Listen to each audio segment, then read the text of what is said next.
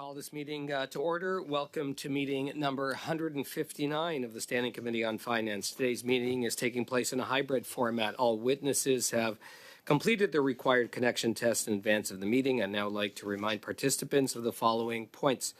Please wait until I recognize you by name before speaking. All comments should be addressed through the chair. Members, please raise your hand if you wish to speak, whether participating in person or via Zoom.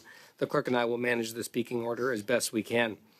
Pursuant to Standing Order 83.1 and the motion adopted by the committee on Thursday, September 26, 2024, the committee is resuming its study on the pre-budget consultations in advance of the 2025 budget. Now I'd like to welcome our witnesses. With us today from the University of Calgary, it's President Fellow and School of Public Policy. We have with us Dr. Jack Mintz. Welcome. From Butler Mortgage Inc., no stranger here, Ron Butler, mortgage broker. Ron, welcome. From Community Food Centers Canada, we have its Senior Policy Advisor, who's with us via video conference, and that's Anthony Musiwa. From Extended Healthcare Professionals Coalition, its Chair, Francois Coulard. Welcome. And from the Front d'Action Populaire en Réanimation Urbain, we have its spokesperson, Véronique Laflamme. And from Toronto Biennial of Art, its Executive Director, Patricia Liberato, is with us. Welcome. And now each of the witnesses are going to have up to 5 minutes to provide their opening remarks before we move into members' questions. We are starting with Dr. Jack Mintz, please. Thank you very much, Mr. Chair. It's a pleasure to be here in person. It's been a very long time since I've had that opportunity. Usually it's been Zooming. But it's very nice to see everybody in person today, and thank you for the opportunity to address the Finance Committee on the April budget.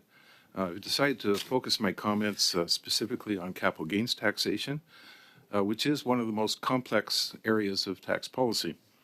Starting June 24th, 2024, the government increases the tax rate on realized capital gains from the disposal of assets by including 2/3 instead of 1/2 of gains as part of taxable income.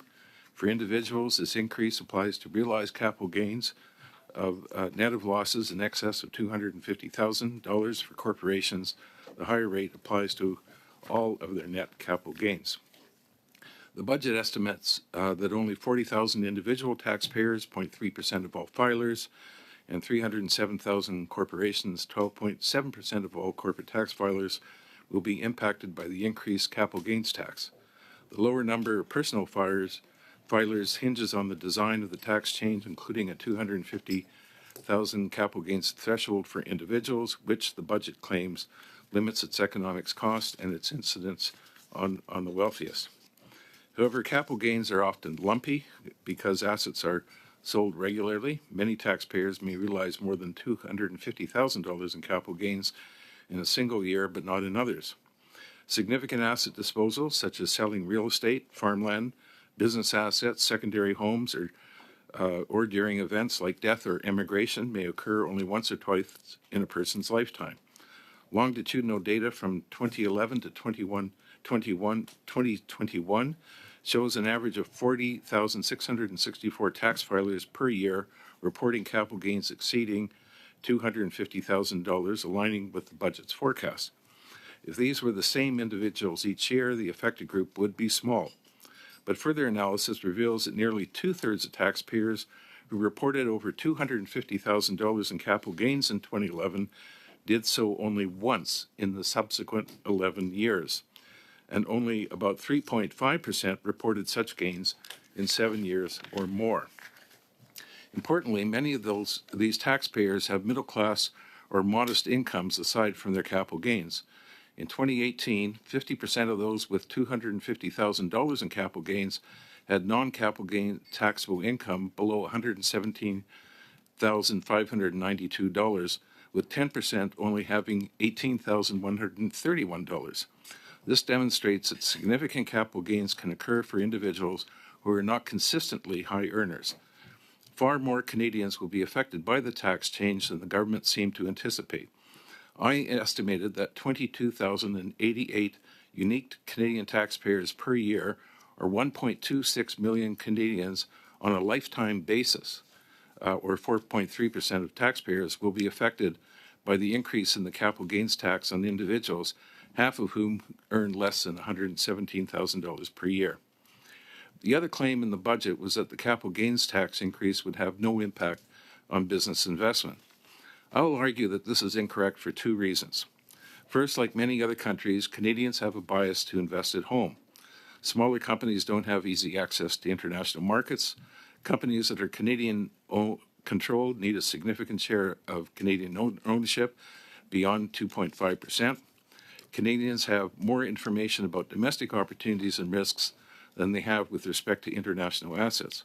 While Canada doesn't have capital controls, except for Investment Canada limitations on foreign direct investment, the dividend tax credit and certain other tax preferences apply only to Canadian resident companies, not foreign ones. If there was no home bias, Canadian household ownership of Canadian companies would obviously be much smaller and have little impact on the cost of investment for large companies. But based on Statistics Canada data, I estimate that Canadian households own 35.5% of listed company shares in Canada. Under home bias, capital gains taxes have been shown to suppress equity values and raise the cost of equity finance investment of Canadian companies based on studies looking at the 2000-year capital gain tax reductions at that time. And I will admit, I was an author with Kevin Milligan and Tom Wilson at that time. Second, tax increases on corporate capital gains increase the cost of investment, not only for small, medium enterprises, but also large corporations. Since the corporate tax applies to nominal capital gains, that capital gains tax increases the cost of investment, even if there are no real capital gains. From 2011 to 2021, taxable corporate capital gains are roughly 7% of corporate taxable income of non-financial corporations. And by the way, one should not look at financial ones because financial traders are taxed on all their capital gains, and that should be recalled. Based on merger and acquisition data and the market value of stock market, I estimate the annualized non-financial capital gains tax rate, the so-called accrual equivalent capital gains tax rate, rose from 6.4% to 8.5% due to the budget's capital gains tax hike. Overall, the capital gains tax hike had a significant impact on the incentive to hold capital in Canada and employment. Two-thirds of the impact is due to an increase in the corporate capital gains tax rate, and one-third due to the increase in the personal capital gains tax rate. We estimate that the tax-inclusive cost of capital of Canadian companies rose by 5%, based on a conservative assumption that an increase in the tax-inclusive cost of capital by 10% causes the capital stock to fall by 7%. I estimate that Canada's capital stock would fall by $127 billion. Employment would you're going to have to wrap it up. Yeah, I'm almost done. Okay. Employment would permanently decline by 414,000, and to put this in terms of its impact on unemployment, the capital gains tax hike would increase unemployment from 1.4 to 1.8 million Canadian workers based on the employment date for September 2024. GDP will fall by almost 90 billion, and real per capita GDP by 3%. While the impact of capital gains tax is not catastrophic, it is substantial. It is another hit on Canada's productivity and economic growth on top of other tax increases and, more important, regulatory obstacles to investment. There are important policy objectives underlying the development of capital gains taxes in Canada, but I don't have time to discuss that in detail. However, I would be pleased to take up these during the discussion. Thank you very much. Thank you, Dr. Minson. There'll be a lot of opportunity for that. We're going to Mr. Butler now. Thank you, Mr. Chairman, honorable members. You know, every time I come here, I feel compelled to say how impressed I am by the operation of Parliament. I'm an old guy who only came to this late in life, and it's always a pleasure to see the members. And you know, we may argue about policy, but I've come to learn that everybody here works hard and wants to accomplish something good for Canadians. So thank you for that. Thank you all. So we are faced with some major changes in the CMHC proposals, which we saw come through. They will be enacted soon. going both in December 15th and January 15th. So we're going to see a $1.5 million cap, which is interesting because in the United States, the maximum cap for their program that mimics CMHC is $766,000. So somehow in a nation with New York and San Francisco and Los Angeles, somehow we need double to manage our socialized housing perspective. It's really quite amazing that these numbers are necessary. My constant refrain is the price of houses in Canada, certainly in British Columbia and Ontario, is just incredibly high. And measures that support a $1.5 million starter home have reasonably got to be called into question. Sure, there's a need for it, but should there be a need for it? I mean, at this point, we have to really stop and think.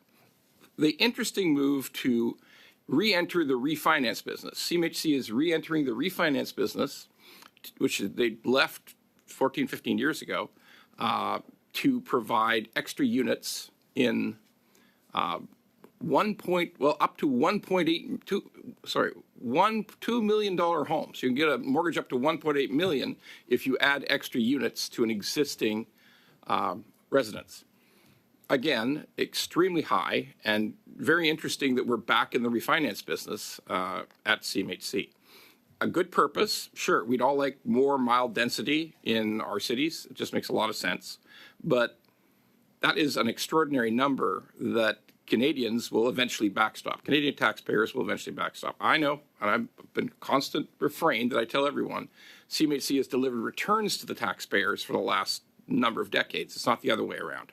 But the level of risk has been radically increased, which brings me back to my favorite discussion, is ending mortgage document fraud in Canada.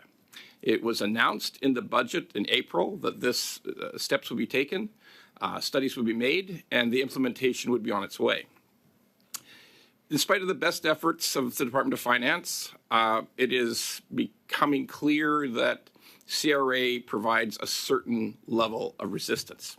And my eternal ask is that we simply duplicate what's been going on in the United States through a direct digital linkage to the IRS. In the United States, the IRS confirms tax documents that have been provided by the borrower, have had done so for over 2 decades. And this is an effortless, low-impact, privacy-guaranteed relationship between CRA and only large financial institutions. There's nobody like me, a mortgage broker, is ever going to have access to this. It's only going to be through big financial institutions under great security and total privacy. And yet, nothing yet, and nothing until possibly next year. It is my fondest hope that we can finally end this problem of mortgage fraud through false income documents in Canada, because even though it's not rampant, even 1,000 is too much. And believe me, there's more than 1,000. So with increased levels of taxpayer backstop CMHC mortgages with a $1.5 million cap, I would think that these issues are vital and extremely important and should be managed as quickly as humanly possible. That's a lot of risk. $1.5 million of backstopped mortgage amounts, that's a lot of money. And there's no question we should do a great job of making sure those documents are all factual. It's easy. It's not even hard. Finally, I've got to talk about the idea that CMHC was founded on the concept of a first-time homebuyer. That's the foundation of CMHC. If you go back all those decades, that's where it came from. Is it possible in 2 of Canada's largest provinces, in Ontario and in British Columbia, for the average person with a combined income in Canada of about $105,000, it's a little higher in Ontario and British Columbia, it's maybe up around $114,000. Is it possible for those people to have a chance to buy a home when the average prices in those provinces range upwards of $1 million? Sure, people can start with a tiny condo, but the reality of life is that just any access to low-rise residential properties cruises at around $900,000 to $1 million. And that is an 8 times multiple of income when for my generation, I'm an old retired, semi-retired mortgage broker. When I was in the house buying business, it was about 2.5 to 3.5 times income. So my great ask is, and it's difficult because it has a lot of provincial and municipal problems associated with it, but to find a way to adequately help young people get a home in Canada. Thank you. Well, thank you, Mr. Butler, and that's something we all want. So now we're going to hear from Extended Healthcare Professionals Coalition. Francois Coulard, please. Thank you, Mr. Chair. Thanks for the invitation to speak to this committee. Thank you, everyone. So I represent the Extended Health Professionals Coalition. I'm the chair of the coalition. Je vais faire ma présentation. I'll be doing my presentation in French, but I'd be very happy to answer any questions you may have afterwards. Extended Health Professionals Coalitions comprises over 100,000 of Canada's regulated healthcare professionals. Our coalition includes audiologists, chiropractors, dental hygienists, dentists, denturists, dietitians, occupational therapists, optometrists, pharmacists, physiotherapists, psychologists, speech-language pathologists, and registered social workers. The breadth of our services can help reduce unnecessary hospitalization, dependency on pain medication, premature entry into long-term care facilities, and improve health outcome across the lifespan. I would like to take this opportunity to first share a personal story on the importance of access to care that our members provide. Last year in Ottawa, I suffered a small stroke, and as a result, I lost a quarter of my sight right up here. Thankfully, I'm okay. You don't need to worry about me. I'm good. I was able to identify the signs early and received immediate intervention. It was healthcare systems, doctors, nurses, hospitals that managed the emergency. However, it was access to EHBC health professionals that brought back my quality of life and allowed me to return to work and regain my sight. As you now understand the importance of our services, let me provide you an overview of the EHBC pre-budget submission. That's my focus today. So firstly, that the Government of Canada continue its expansion of the Canada Student Loan Forgiveness Program to include audiologists, dietitians, chiropractors, denturists, occupational therapists, optometrists, and speech-language pathologists to help strengthen rural and remote care for Canadians. We are thankful for the inclusion of some of our members in the government's announcement that more healthcare professionals in underserved rural and remote communities will benefit from loan forgiveness, including social workers, dentists, dental hygienists, physiotherapists, psychologists, and pharmacists.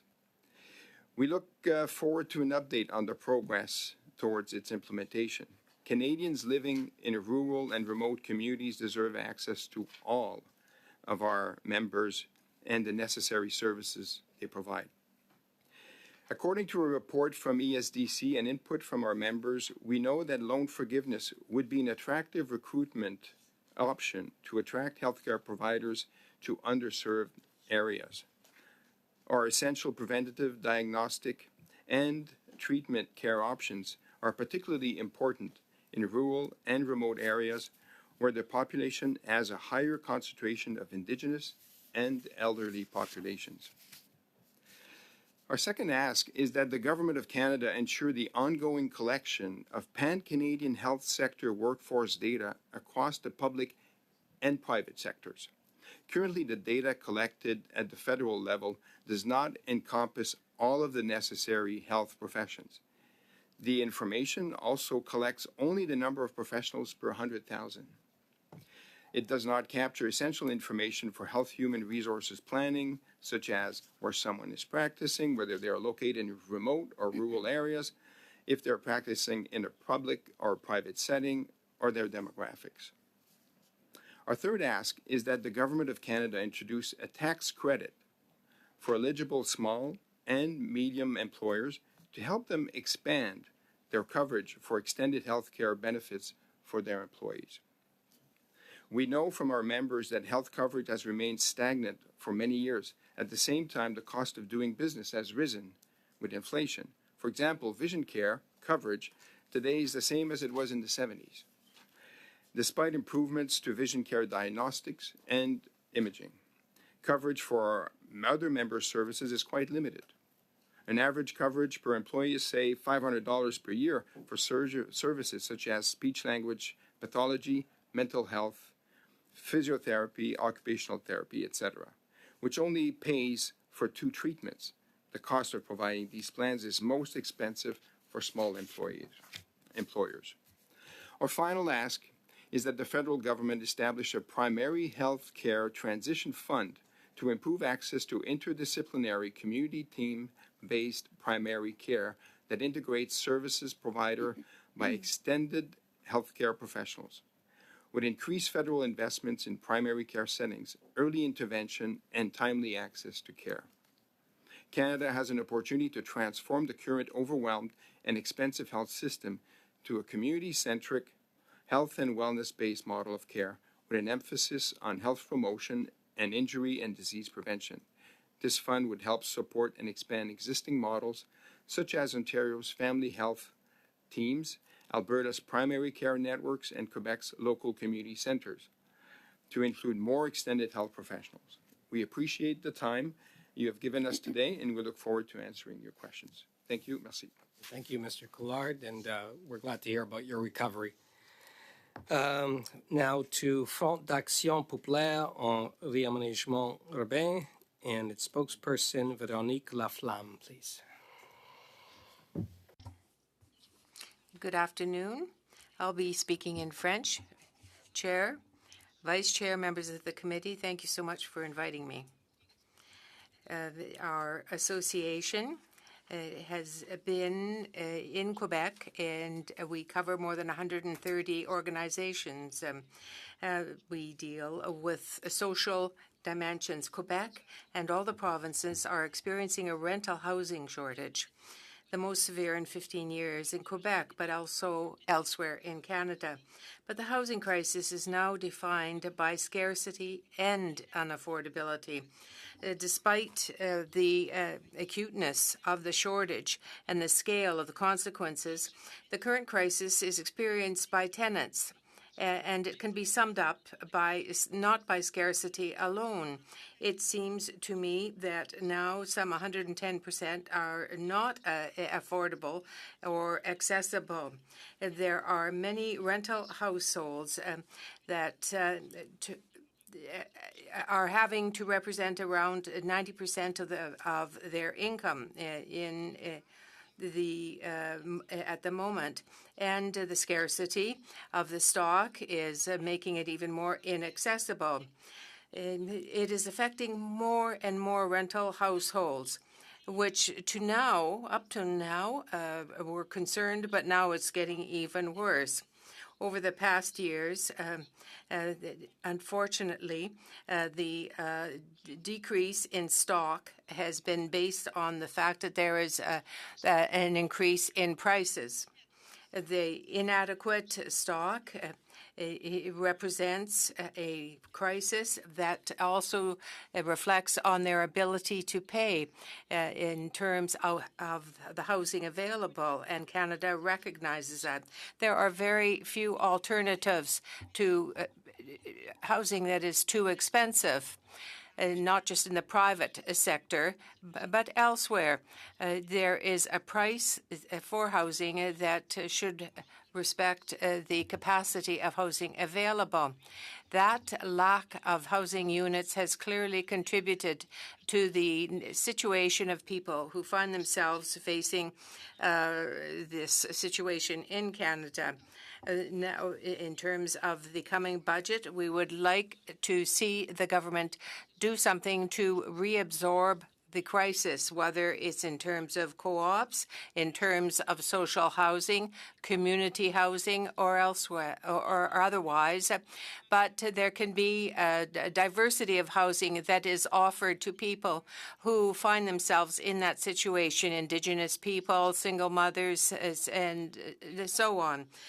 There If there are adequate subsidies, we would be able then to have a supply that is more attainable, more affordable.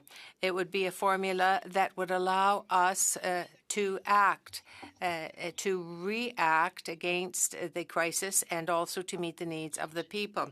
So I was saying that there have been very few alternatives in the past to counter this scarcity. Over the past 30 years, federal investment has allowed for some growth for the collective need.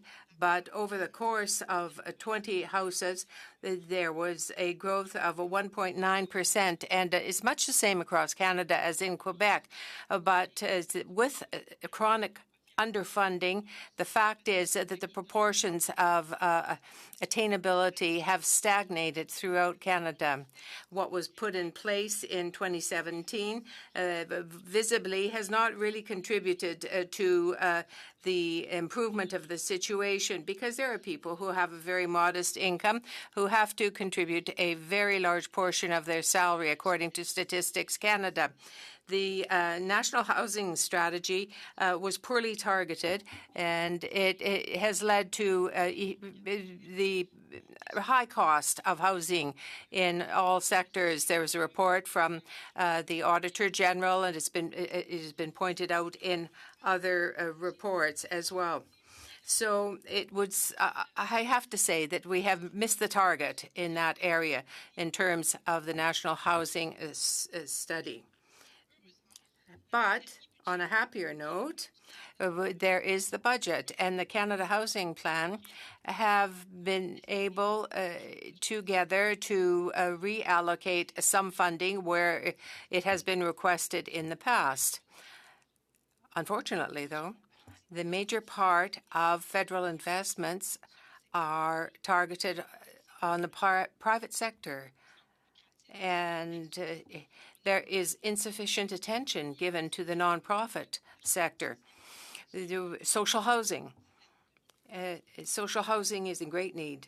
In terms of tens of billions of dollars, we certainly count on the members of the committee, on you, on all of you, to see that there will be something in the coming budget that will help us, first of all, to strengthen our social fabric and to ensure that there is affordable housing for those in greatest need. Very often, the rental sector, they are affected by public policy and have been so affected for some 25 years now. The social housing sector has to be grown, and this is something that would be reflected in a greater capacity of rental units. The thousands of persons in Canada who can't find a Very, very quickly. Thank you. Well, I'm almost there. So our request for the budget, we want to see something done for social housing. This is something we have requested over the years, 500,000 over 10 years, and also the economic fund for affordable housing should be extended to nonprofits, and also social housing as well. Thank you. During questions. Now we're going to hear from Community Food Centers Canada and its Senior Policy Advisor, Anthony Musiwa.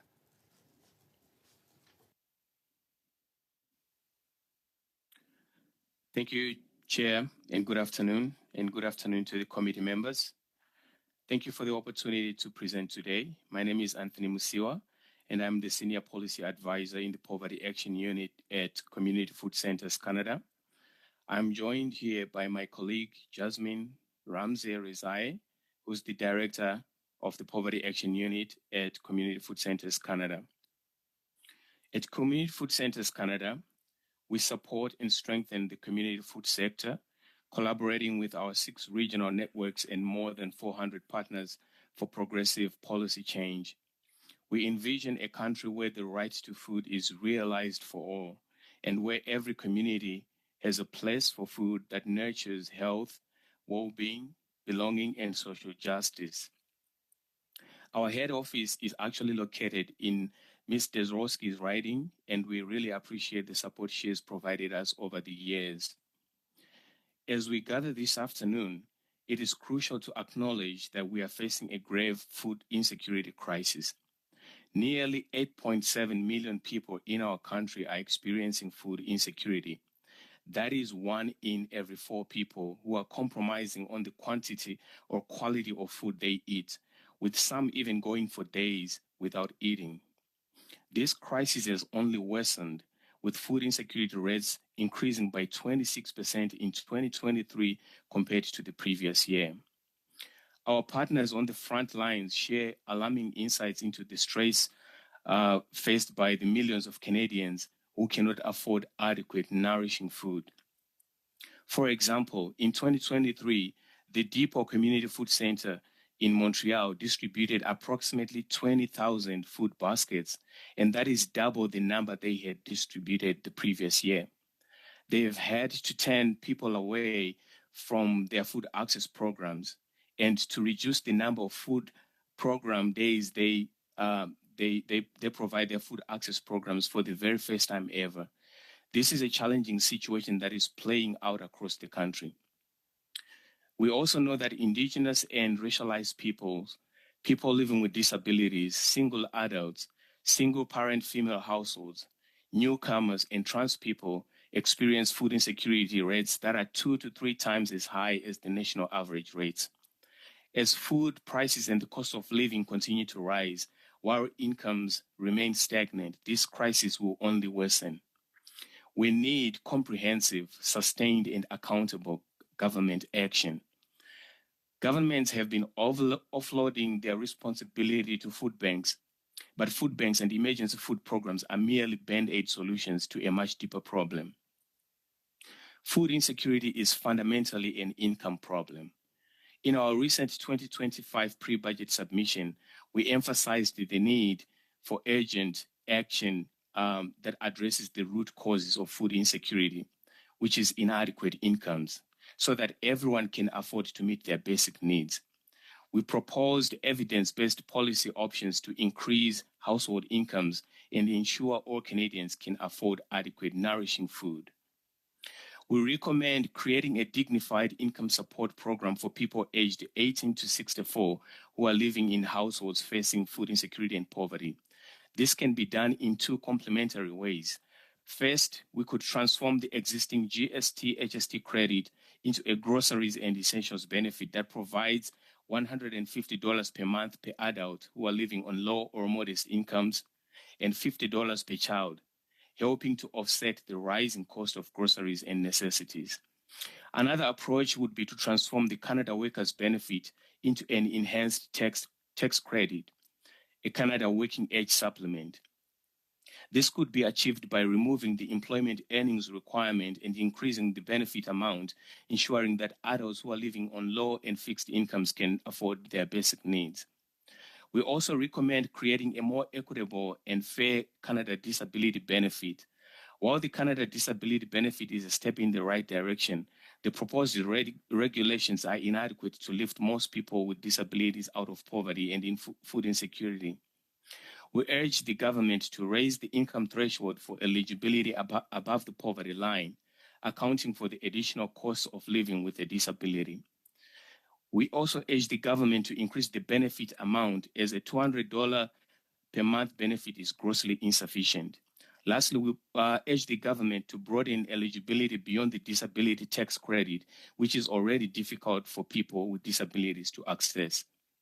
Finally, we call on you to set a target to reduce food insecurity by 50% and eradicating severe food insecurity by 2030. Establishing a clear target will drive focus, accountability, and action. Success on this front will enable the development of an integrated approach across government, the private sector, and civil society. Food is a basic human right, and it is the government's profound responsibility to ensure that everyone can live with dignity. Canada is such an affluent nation. We can and must do better. The decisions you make in the 2025 budget will determine whether we move forward toward a future where everyone in Canada, regardless of their circumstances, can live with dignity and security or not. Thank you once again for the opportunity to share our ideas before this committee. My colleague Jasmine and I welcome any questions and the chance to discuss these critical issues further. Thank you. Thank you, Mr. Muziwa. And members on, Mr. Muziwa just mentioned Jasmine on the screen. Unfortunately, Jasmine's headset is not working very well. The interpreters cannot do their job. So, but she will assist Anthony Muziwa with some of the questions if she has answers to those questions that will assist him. Now we are going to go to the Toronto Biennial of Art, and its executive director who's here with us today, Patricia Liberalato. Thank you. Thank you, Mr. Chair, members of the committee. Good afternoon.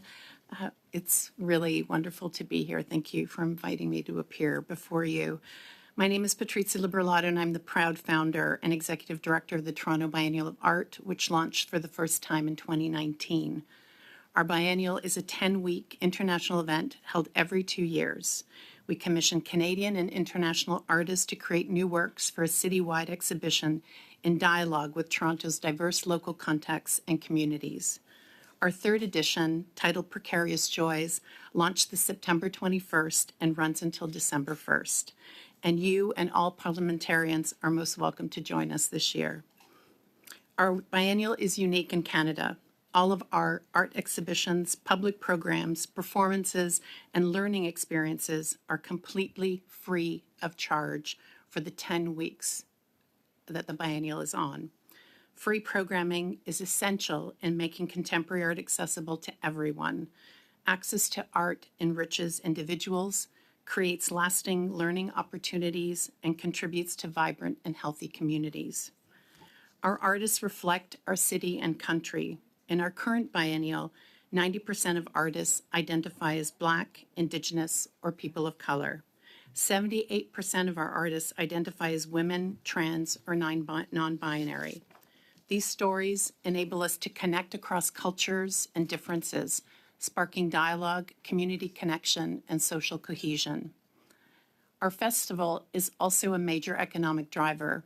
According to the Ontario Arts Council, Ontario's culture sector provided more jobs in 2022 than the real estate, auto manufacturing, forestry, and mining industries combined.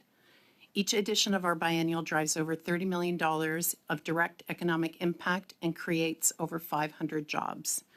On average, for each dollar that is invested in the arts in Ontario, we see a return of $25 in economic impact. That's an impressive return on investment in any industry, let alone the arts, that also creates innumerable positive social impacts. The arts are also a major driver of tourism. Stats show that cultural tourists spend 3 times more than other tourists, and they tend to stay longer in cities that they visit. Our biennial partners with organizations across our city and country. We take pride in serving as a collaborative sector builder, demonstrated by collaborations with over 200 partners since our launch. This edition, our biennial, also proudly takes place at 11 venues across the City of Toronto. Partners for this edition include a co-commission with the National Gallery of Canada and exhibitions with the Art Gallery of Ontario, the Power Plant, Image Centre, and many more. Finally, the biennial is learning focused and made possible thanks to strong partnerships with school boards across the Greater Toronto Area. Through our free programs, we aim to serve over 3,500 students from schools across the region each edition, prioritizing underserved students. Our tools for learning are also available online, reaching across the nation to more rural communities. We are proud to be Canada's biennial and to share the cultural story of our city and country with the world. Our biennial has also launched and accelerated the careers of many contemporary Canadian artists, with their works acquired by national and international institutions such as the National Gallery of Canada, the Art Gallery of Ontario, and the Tate Modern in the UK. The biennial enables Canadian artists to take their rightful place on the global stage and reach their full potential. The Government of Canada has been a partner to us throughout our development. We have been extremely grateful to receive one-off tourism grants from FedDev Ontario and project support from the Canada Council for the Arts. These grants are not just investments in our biennial, they are investments in our people, our economic impact, and our Canadian culture. This said, our current funding system has us twisting ourselves to fit a round peg in a square hole. While there are a handful of project-based one-off grants, there's no sustainable funding available to support our organization. Programs within Canadian Heritage and the Canada Council for the Arts exist to support festivals and the visual arts. But because of our length, our frequency, and cost to attendees, which I repeat is zero cost, we are deemed ineligible. Members, this simply does not make sense. Programs at FedDev Ontario are extraordinarily helpful, but represent limited irregular investments rather than consistent, reliable funding to ensure the future of our organization and to enable Canadian artists to thrive internationally. With this in mind, I've come to you today to ask this committee to make 2 recommendations for Budget 2025. First, that the Government of Canada invest in permanent and stable funding for arts festivals, with particular emphasis on those, like ours, that provide free and accessible programming. Second, as Canada's biennial, we respectfully request that the Government of Canada invest $1.5 million over 2 years in the Toronto Biennial of Art for the 2026 edition. With this contribution, the biennial would have predictable and stable funding to be able to deliver a world-class event that elevates Canadian artists on the global stage and provides free access to contemporary art for all Canadians. This investment would both be a meaningful contribution to our biennial and also send a strong message to private supporters of the national importance of our work. I thank you all for listening to our presentation and for your time today, and I'm happy to answer any questions you might have. Thank you. Well, thank you, Ms. Liberlato, and to all our witnesses for your opening remarks. And we're going to get right into questions now. In this first round, each of the parties is going to have 6 minutes to ask the witnesses questions. We are starting with MP Morantz for the first 6 minutes. Thank you, Mr. Chair. I'm going to direct my questions to Dr. Mintz. Dr. Mintz, pleasure to have you back at committee. It should be no surprise that I want to ask you about the capital gains tax. You paint a pretty stark picture of the effect of this tax. We had the finance minister come out on the day she introduced it with the budget in the spring, basically, well, we're just asking the wealthiest to pay just a little bit more, and it's only 0.13% of Canadians. Now, you, in your earlier testimony, said that you calculate that it's far more than that it worked out to be about 5% of taxpayers over their lifetime, around just over 1.2 million people. Is that correct? That's correct. Okay. And does that include small business corporations that don't get the benefit of the $250,000 threshold allowance at 50% inclusion? It's just based on the data that one gets working with Statistics Canada, what's called SPDDM data, and there's longitudinal data available, which there's no where the capital gains comes from. There's no particular source. Okay, and there's some other things you talk about in. Well, I read your deep dive in September about the carbon tax. The capital gains tax. Carbon tax is a whole other matter. You make some other claims, even though the government said, well, this isn't going to have any significant effect on our economy. You opined that that employment will decline by 414,000 people. Could you comment on that? Yes. Well, I think there's a bit of a history behind analysis of taxation on on capital investment, which I've been part of in terms of the work that was done over the years, going back to the work that I did with Robin Bodway and Neil Bruce in 1984. So, and I came up to finance in 1984 to help them develop their analysis of corporate taxation and what's called the marginal effective tax rate modeling. The reason I'm mentioning that is that initially when people did modeling, they included capital gains in the the so-called user cost of capital, although they normally did not think about corporate capital gains taxes at that time, and neither did we when we started working at finance. In fact, most people were kind of just left out capital gains.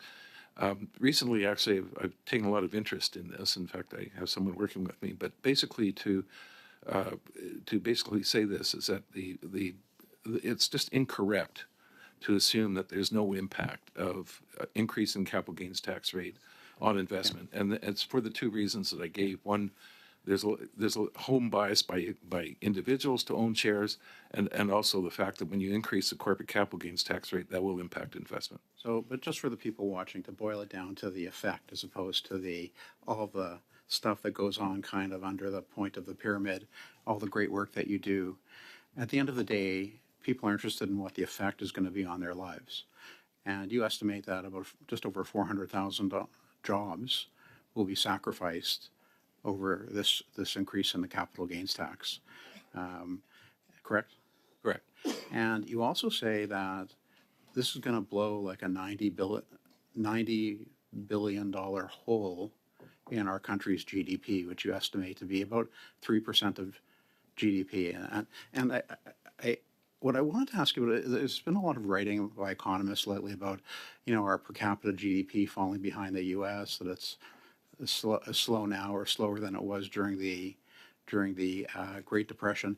If you were giving advice to the government under these circumstances, and they came to you and said, do you think that if we increasing the capital gains inclusion rate would be a good thing to do while our GDP per capita is lower now than it was in the Great Depression, what would you tell them? I would tell them, first of all, the timing is bad. Not when you have almost 2 years or 3 years. Now we're going to get into, my view, of negative real per capita GDP growth. I think that's a very serious issue. And so the timing is poor in terms of doing it. I think I think there were changes that are going to be required, but I would have done that through a more general tax reform, because I think there's a number of issues, complex issues that are involved with capital gains taxation, such as inflation, the locked-in effect. You can go on with a number of things, but also the balance between dividend taxation and capital gains taxation. So that's why it needs a general approach and not one that's very specific. Okay, in the few seconds I have left, I'm curious about your opinion on one other thing. Setting aside the whole issue of the efficacy of carbon pricing, the PVO has now issued 2 separate reports basically saying that Canadians pay more in carbon tax when you take into account the knock-on economic effects than they receive back in rebates. Do you agree with his assessment? Yes. Well, in fact, I argued that earlier for many times. In fact, we have to remember that either the carbon tax is pushed forward onto. We have to remember that a lot of businesses pay carbon taxes when they purchase energy. And so they either have to shift it forward to consumers or they shift it back by reducing employment. But somebody ends up paying. And the analysis in the past ignored, they've given the rebates only to households, but they ignore the fact that there could be other behavioral impacts. And that's where I think the PBO will try to pick up. Thank you very much. Thank you, and thank you, MP Morantz. And now to MP Zarowitz, please. Thank you so much, Mr. Chair, and I want to thank all the presenters for all their excellent presentations. My first question is to the Toronto Biennial of Art. Ms. Liberal-Walto, actually I should probably mention, you are located in the Davenport riding, and I will say that I feel very blessed in Davenport because we have a lot of artistic and cultural organizations, and they really punch up above their weight in terms of the programming that they do for the city, and I think it's very beneficial for us.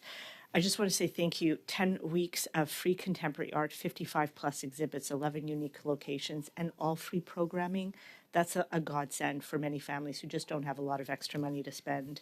So you had mentioned that the federal government provided some support, I think, through different organizations. Maybe you could just take us through what the current funding is and why is it that what is it that extra funding would actually do for the Toronto Biennial of Art?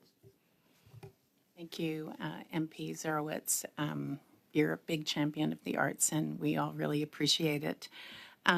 Currently, our overall public funding is hovering at about 20%, which, in conversation with my biennial colleagues around the world, is probably one of the lowest contributions.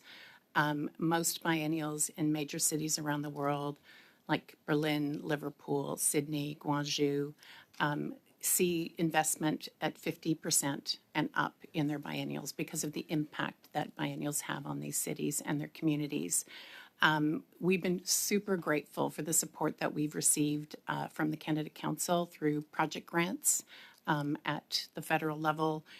We receive operating funding from the City of Toronto every year. And this year, for the first time, we received a one-time operating grant from the Ontario Arts Council, which was really fantastic. The CEO, Michael Murray, said, you know, we felt we needed to support you. No more $10,000, $15,000 project grants. We want to support the great work and the impact that you're having, you know, on the city and on Canadian, you know, for Canadian artists. The only level of government that we do not get any operating funds is from the federal government. And, you know, it would be a real change, you know, a game changer for us to receive some stable funding from the government, just so that we could, you know, work more sustainably and create stability, you know, within our organization. You know, with this ask of $1.5 million, you know, we feel like we can move forward, plan 2026, close off this incredible edition, move towards 2026, and work in a way that is not like we're painting the plane while it's taking off all the time, that we have that kind of stability and we can deliver more art for more people, more jobs, bring the city and the country together through free and accessible programming. Thank you so much. I want to turn my attention to the Community Food Centres Canada, and I want to say a huge extra thanks to Mr. Musiwa, who valiantly tried to say my name, and so you did a wonderful job. I just want to say that to you. I also want to thank the Community Food Centres Canada. Has been around for a while. You do heroic work around tackling food insecurity and poverty, not only in our city, the City of Toronto, but right across our country. And I just want to say, consistently, Community Food Centres Canada has been making excellent recommendations to this committee for pre-budget. Every year I've been on this committee, and I just want to acknowledge your excellent recommendations around your HST GST transition to groceries benefit, the Canada Worker benefit, sort of dropping the $5,000 minimum income requirement, and a number of the other recommendations that you made. So I want to acknowledge that I've heard that. The question I have for you, Mr. Musiwa, is that our federal government has very much made it a priority to support children and their families and to ensure no child goes hungry in our country. And we have introduced a national school food program. It's just one step in our efforts, and it's a program that's going to provide meals for up to 400,000 kids each year. So can you maybe talk for a minute about the effects of having a healthy meal on a child's quality of life and success in school? Thank you so much for the question, and thank you for the kind words in acknowledging the work that Canada, Community Food Centres Canada is doing. We really appreciate that. And we also really appreciate the government's efforts in implementing the National School Food Program. And as members of the committee might know, we were the only country in the OECD community that did not have a similar program. Or the countries in the OECD community had one. So we really appreciate that. The National School Food Program is important in terms of giving children the opportunity to learn. And what I mean by that is we have children who come from different social backgrounds, social income, different backgrounds, and they have different learning access opportunities, and one of that is will be food insecurity. So households that are experiencing food insecurity and poverty are more likely to have children who have challenges in accessing learning. So they might not attend school, or maybe they might be hungry at school. They might have challenges paying attention and paying attention in class. They might have attention connecting with other children within the school community, participating in the whole wide range of programs that are provided within the education system. So those children, if they have access to school food, they're able to participate in the learning, they're able to participate in sports, in extracurricular activities, and forming social connections with their peers. That's really important. We also know that school food also eases a little bit of worry amongst the parents who are sending their children to school, who have been sending their children to school hungry. They might have a little bit of more savings within the household to attend to other needs. We all know that food insecurity is an indicator of household circumstances, household financial hardships. So by the time a household reports having challenges with food, accessing food, they are already having challenges meeting all their other basic needs. So what a school food program does is it enables parents to have a little bit of savings to channel those savings to other needs. But I also want to emphasize that having school food programs, while Mr. Mosiwa, we're well over time. We have to really wrap this. Like, you got to end. Yeah, I'm sure you're gonna have more opportunity. Yeah, but sorry, I know time runs fast. Thank you. Okay, thank you. We're now moving to MP Samari, please. Thank you very much, Chair. And I would also like to thank all the witnesses for their presentations. They are very informative, and I am taking notes, even though I don't ask you questions. I will take notes about all answers for the documents that we will be presenting to the Minister. My questions are for Madame Laflamme, but first of all, two things. For Julie, who is listening to me, I agree with Julie, who says that Mr. Muziwa and his organization always have very useful comments for our committee. And I say also, to the right of the screen, we see his calendar, which represents the Montreal Canadiens hockey club, the Habs. And I'm sure that most of the colleagues here will be able to draw inspiration from that very great team. Thank you, Mr. Muziwa. You are quite a connoisseur. My question for Madame Laflamme, but I would like to ask Mr. Mintz a request. We have talked a lot about capital gains changes. What the government says to us and what you say to us in your writing, both are very different. The minister and the government say 40,000 people will be affected per year, but you are saying it's 1.6 million persons. That's far from being the same thing. Those changes will drop the GDP in real terms by 3%. That will be a loss of 414,000 jobs. So this is of great concern to me. I would ask you then that if you could give the committee in writing, we have our resources. We can translate whatever you write.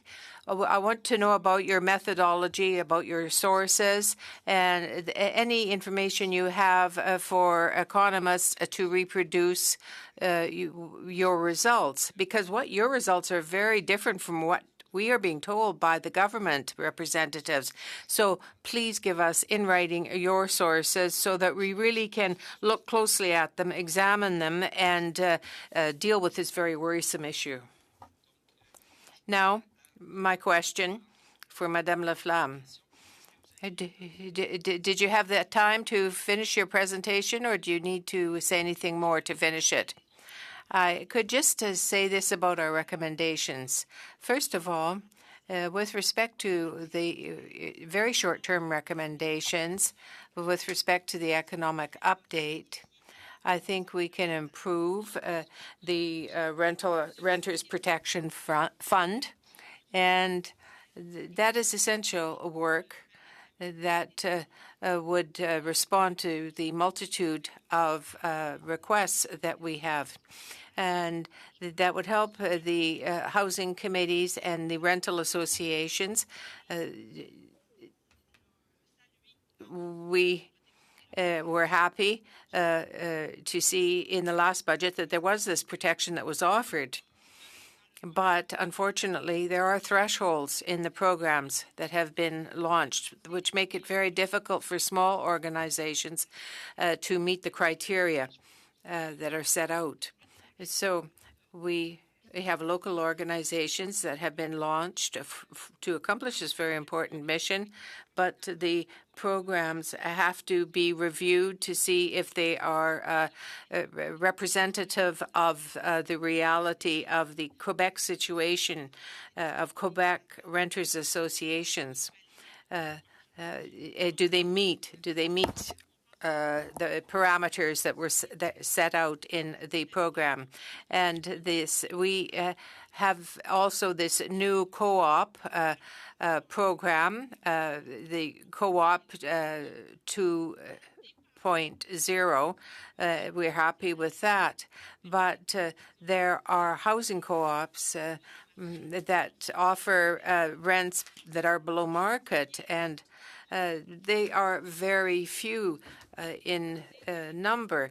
You know, we are told that the rents have to be higher. Maybe they aren't going to be something that can be accessed easily now, but in 20 years they will be. Well, we want something really affordable for now to help our low and modest income renters. That's important. And also it's important to harmonize the affordability parameters that are set out.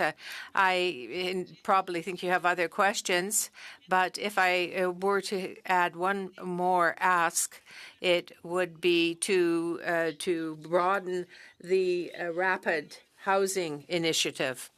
That this new part of it, well, it seems to me that there are not enough funds being attached to it to meet the needs of the people. And it is, the funds have to be dedicated to a specific household. I think that there should be more linkage between the programs. Everybody is entitled to decent housing. And if you have an overabundance of requests at food banks, it's the same situation for people who are renters. They have very little at the end of the month to make ends meet, and that's why they're there at food banks. So that has a spill-off effect on the local economy. It's not just, therefore, an investment in social housing, but an investment in the whole community. Thank you very much. P. Davies for 6 minutes. Thank you, Mr. Chair, and thank you to all the witnesses for being here. First to you, Mr. Couillard. Mr. Couillard, the Liberal government recently expanded the Canada Student Loan Forgiveness Program to include a number of allied health professionals. Can you briefly tell us who is included now in that program? Thank you. Well, the nurses and the physicians have been included for several years, and recently it was expanded to include, hold on, I'm just going to give you the list. It was included to include the social workers, dentists, dental hygienists, physiotherapists, psychologists, and pharmacists. Fine. Now, you in your pre-budget submission have called for that program to continue its expansion to include a number of other allied health professionals, including audiologists, speech pathologists, dietitians, chiropractors, optometrists, etc. Is there any reason why these health professionals that you want to have added were excluded from the program? Is there any difference between them and the ones that are included? Not that we know of. We asked that question to government, and we have not received an answer. So And could you go ahead. And could you briefly elaborate on how expanding that program to include the additional health professionals that you propose would strengthen rural and remote care in Canada? So if you look at, there's two major health coalitions in Canada. There's ourselves, which has about 12 members, and there's a broader one, which is HEAL, which has 40 national healthcare associations. And I was past chair of that group, so I know it well. And both have identified as priorities health human resources. So attracting Canadians into health professions and keeping them there. And the additional challenge is regional geographic distribution of these professionals. If you look at optometrists, for example, there's enough optometrists in the country. There's enough. They're just not at the right place. There's a lot in Toronto, a lot in Montreal. There's not a lot in rural regions, and that applies to a lot of our professions. So we have to find creative means to attract professionals to these regions and keep them there. And we know that 20% of Canadians are in remote areas. So we need to find a way to, they deserve the care of all our professionals, not just doctors and nurses. Thank you. Now, you've sort of anticipated where I'm going with this. I was health critic for the last 8 years, and I think they say old health critics don't die; they just get more critical. But I noted in your pre-budget submission that you also called on the government to ensure the ongoing collection of pan-Canadian health sector workforce data across the public and private sectors.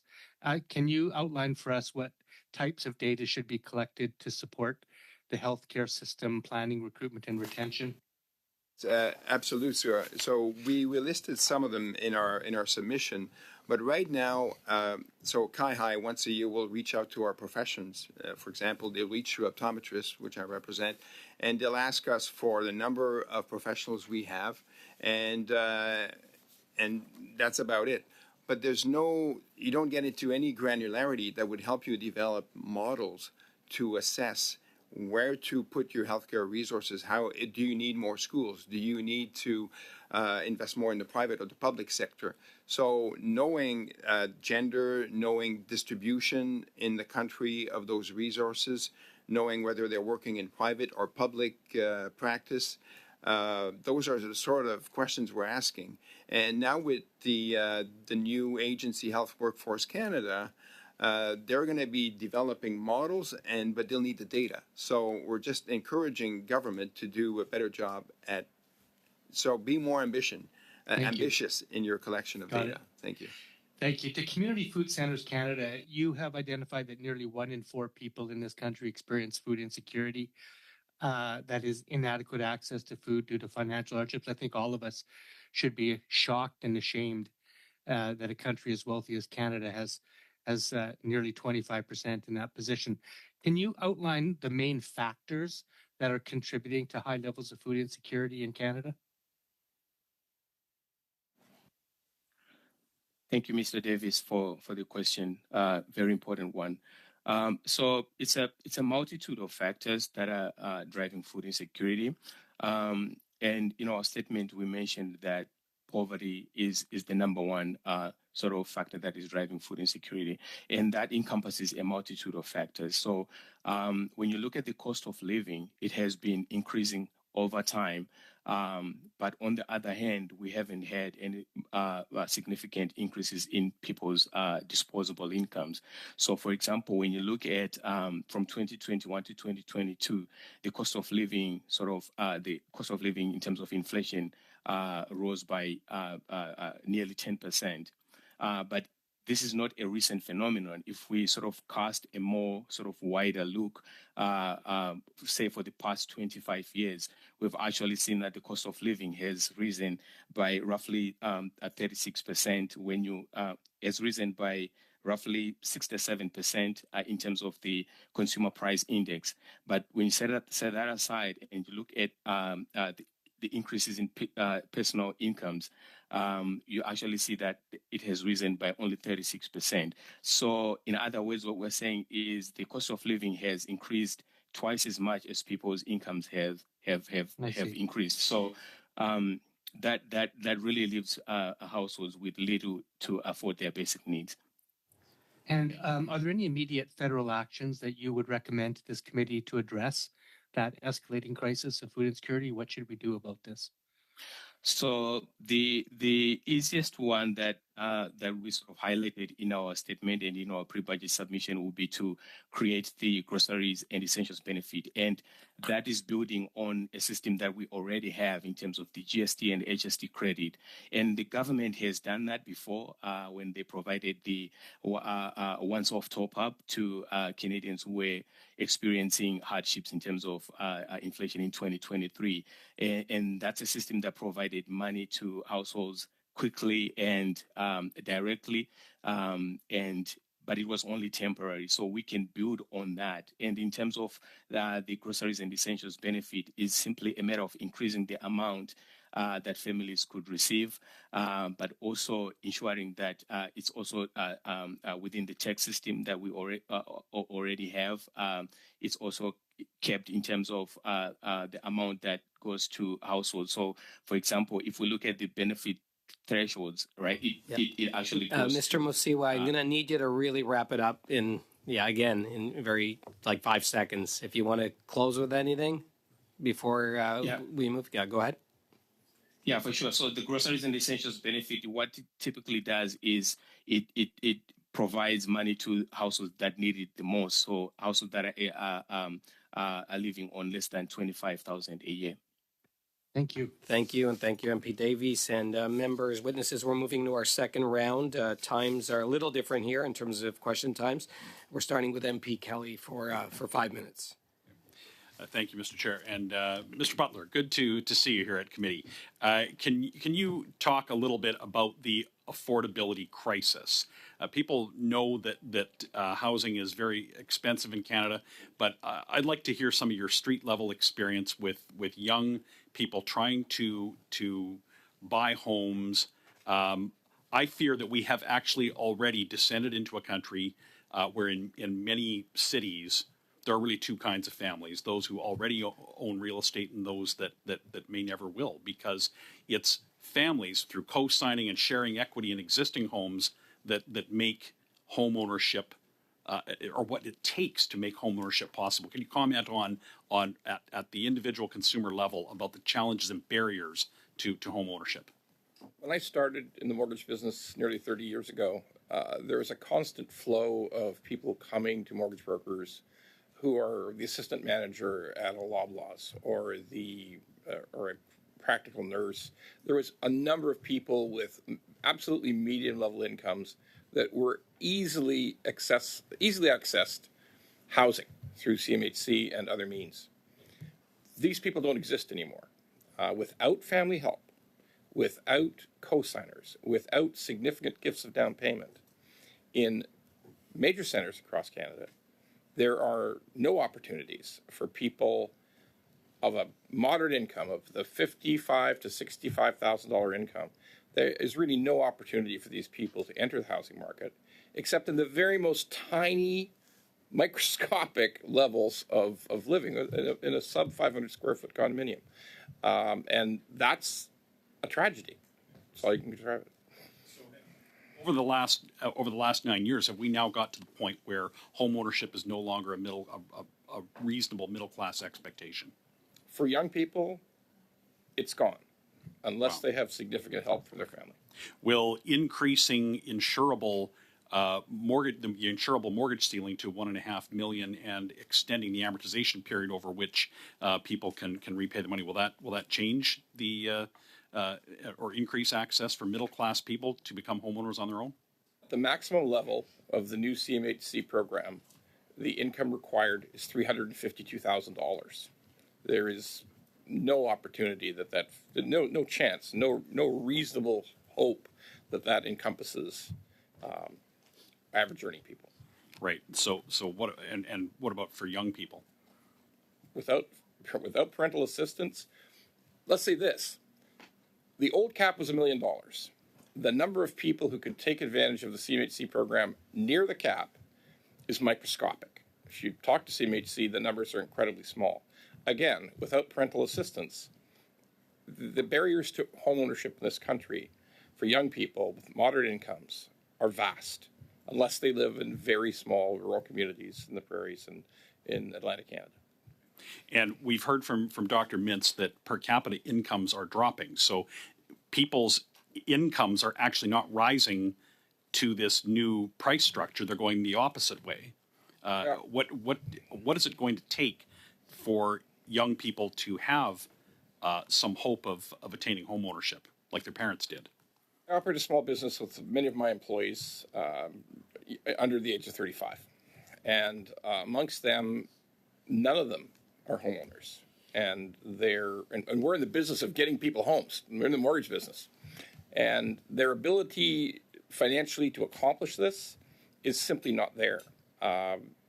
There has to be major changes, structural changes. Some of it's a Fed-Prov problem, that we have incredible costs layered into municipalities and at the provincial level. To get in a new home, for a developer to build a new home is 30%. So unless we start to approach some of these critical issues, it's unlikely they're going to improve. Okay. And is the problem in the short term going to get worse than on the other end? We see that per capita incomes are falling, the population is increasing, but the supply of homes is not increasing. Or maybe let me ask you that. What do you have from your experience? Can you tell us about the supply of homes? The supply of homes in Ontario and British Columbia is, in 2025, will go into a kind of a free fall. The whole building structure of homes in these provinces is 80% high rise in those two very populous provinces. And high rise has stopped. In the last 10 months of this year, of 78 sales offices that opened to sell condominium units in the city of Toronto, 75 just shut because there was no sales, no ability to sell enough, pre-sell enough units to get to the point that they could commence construction. So we're going to reach a point in 4 years where, I've seen the estimates, where the total number of new homes constructed in Ontario, in the 416, will be 1,550 homes in 2029. That's the direction we're headed. And now we'll go to MP Sorbara, please.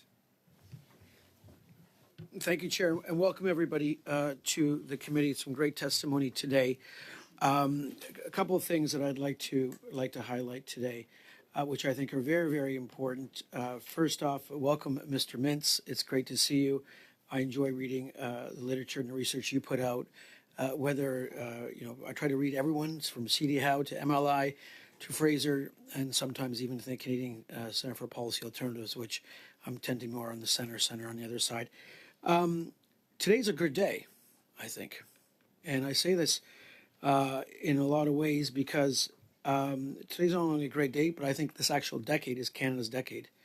And when I say that based on the investments of our government, based on the resources and the human capital we have in this beautiful country. The IMF came out with their economic forecast today. And in 2025, Canada will lead the G7. And I was looking at the numbers, are they here? And it says Canada will have 2.4% economic growth rate for 2025.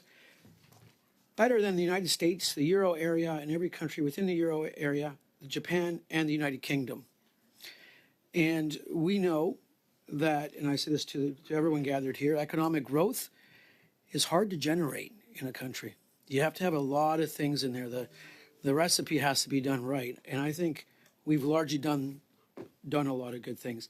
The other thing I wanted to note is within the report, it talks about inflation. And I'm going to take a minute to read what it says about the inflation we very much experienced, because there's two different types of inflation. You know this, Mr. Mintz, and many of the folks here. You're going to have it driven by central bank policy, like in other countries in Africa or Venezuela, printing of money, or you can have a supply and demand shock, which we had during COVID. And I pretty much respect the folks at the IMF and the World Bank and the economists there, people who have PhDs and master's degree in economics, people who do really, really interesting work and lead what I would say the global economy in many ways. It's led by individuals on the ground like my wonderful residents.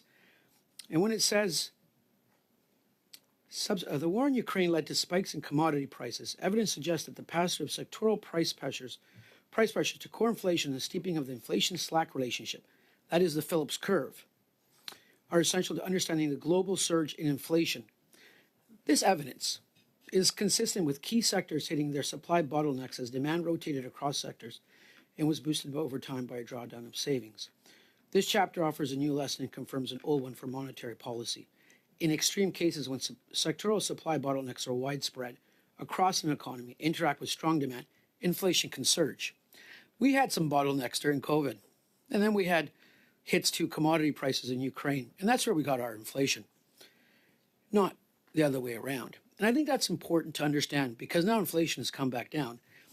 And the chapter is called The Great Tightening, Insights from the Recent Inflation Episode. As an economist, as someone did a graduate degree and could have went on and did his PhD, I chose to go to Wall Street instead. This is important because this is policy, and we know policy is important. And I needed to say that out there because, yes, this is Canada's decade. It absolutely is. We need to do a few more things for sure, but I think largely we've gotten it right. The per capita GDP argument, we had a population surge in Canada with temporary foreign workers and students, but we're going there. My question is actually to Mr. Francois Couillard. Francois. No, you don't get the answer. We'll talk about that anytime. Mr. Couillard, my wife, my loved one, my partner, my wife is a speech and language pathologist. How important is that we extend the Canada Student Program that you've identified to include audiologists, occupational therapists, and speech and language pathologists? If you can answer that, please. As I mentioned earlier, it's really key. All these professions serve the public; they serve everybody.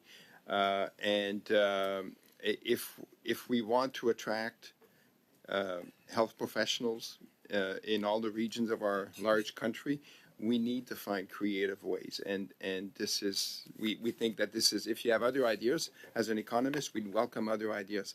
But we think this is a kind of a low-hanging fruit. It's already being done for many other professions.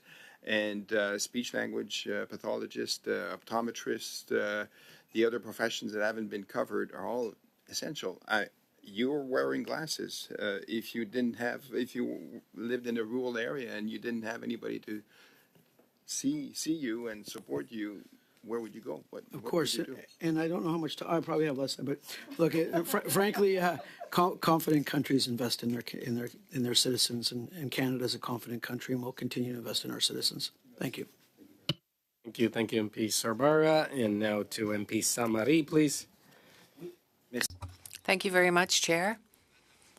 I have a question for Madame Laflamme.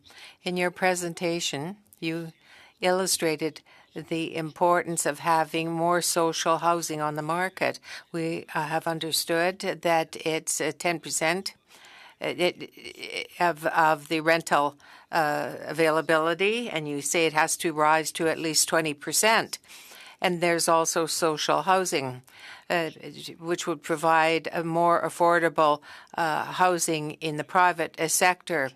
And that housing also has been recognized as a right. Can you perhaps expand on that? Thank you for your question. We had an example this week in Montreal with an announcement of a project that would be funded by a loan fund, a rental loan fund. But it would cost a lot more than the median to rent there. But the media talked about it, though it was the federal government. And I have to say that despite criticism, there are still programs that are revenue-based for most households and not just for renters. And that leads to some exorbitant rents that are really disconnected from affordable housing. For something to be truly affordable, you can't think you're going to do it with a government contribution that is bare minimum. There has to be social programs, public housing, and nonprofit housing, and so on. By working together, all these entities will be able to provide lasting housing that is affordable. They have to be sustainable, they have to be long-term based, and they have to be developed as well by the private sector, because it is the promoters actually behind that in the private sector who are promoting this, but very often the targeting is skewed, so they're not targeting the right groups. So the programs the funds that are set aside for nonprofits, all of that comes into play. And you also have social and community involvement here. And funding has to come with governance rules of governance, where municipalities will be able to oversee the housing of different types. The language is very important, therefore. And that is why when you talk about affordable housing, we thought we were heard just a little bit in the previous budget, but that's only a very small part of the billions of dollars that the government frees up for housing in other sectors, as I explained earlier. And it is, thank you, Madame Laflamme. Over time, but thank you, and maybe you'll have an opportunity to expand on that. So now over to MP Davies, please, and thank you, MP Samadi. Thank you, Mr. Chair. Ms. Liberlato, NDP leader Jagmeet Singh recently wrote to Finance Minister Freeland about the Toronto Caribbean Carnival, which by our numbers contributes hundreds of millions of dollars to Ontario's GDP when it's held and attracts hundreds of thousands of visitors spending money. And yet they need an immediate injection of about $2 million and I think $1.5 million over the next 3 years in each year to stay alive. I'm just wondering if you can tell us a little bit about the economic contributions that Canada's festivals produce to our economy and how what the multiplier effect might be of investments in carnivals to our economy. Thank you, MP Davies. That's a great question. Of course, I feel like I believe that festivals contribute a great deal to economies. Caribana is a longstanding festival with great impact that brings not only the Caribbean community together, but all communities to celebrate that diversity and that culture. It's a unifying moment, and that's what festivals can do, especially free ones. Their festival is different than ours. It's, one weekend, it's mostly outdoors. Our festival is 72 days, 10 weeks of free programming and exhibitions. But I think it's the same goal. We're bringing people together. We're giving them experiences. And like I said, I really feel like festivals, we see this in Toronto with also like Nuit Blanche, with other festivals that bring a great deal of people out to experience, art experiences or street festivals. I think there's a great deal of impact that comes from those festivals. And, we're relatively new. We're in our third edition, and we still create over $30 million of direct economic impact every time, we bring the biennial into Toronto. Are you aware of any hard economic data that would sort of give us a general idea of the cumulative economic impact of festivals and carnivals in Canada? Do you know if that data exists?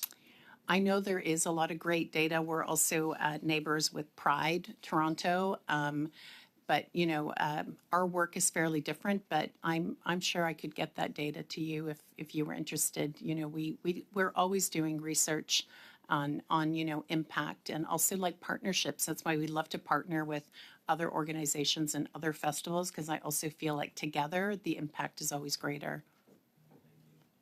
If you could, that would be wonderful. I'd be happy to. Thank you. Okay, thank you for that. And you could just send that through to the clerk. Will and do. Then thank you, MP Davies. And now we're going to MP Chambers. Thank you very much, Mr. Chair. Thank you for the attendance of our witnesses. Dr. Mintz, I'll start with you. Why should we be concerned with GDP per capita and not just GDP growth, as my friend was referencing earlier? Well, I think, first of all, this is a very simple equation, and that is, and I'll try to describe it simply. And by the way, I enjoyed Mr. Sabero's lecture. And at some point, maybe we'll have a discussion. But anyway.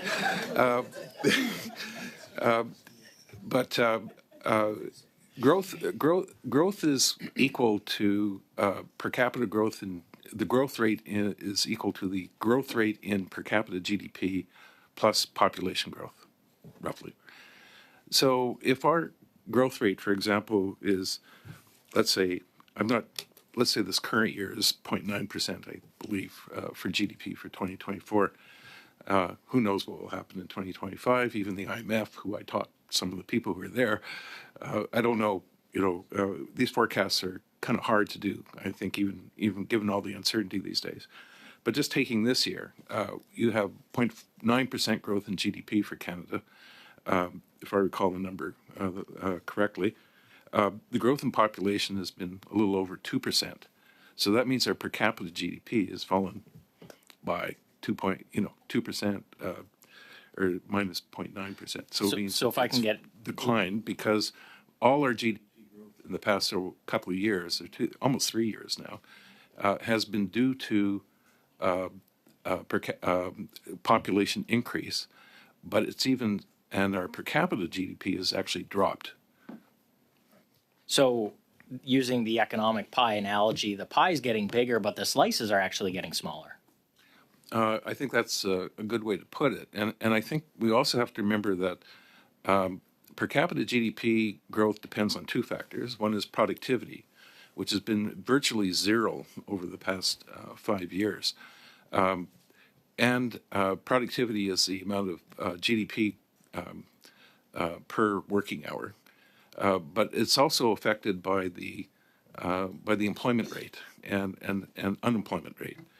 And one of the things that's happened, 2 years ago, July 2022, we actually, which is good news, we actually had the lowest unemployment rate that we've had for quite a long time, was 4.9%, but has now climbed up to 6.6% in August, and it's now 6.5% in September.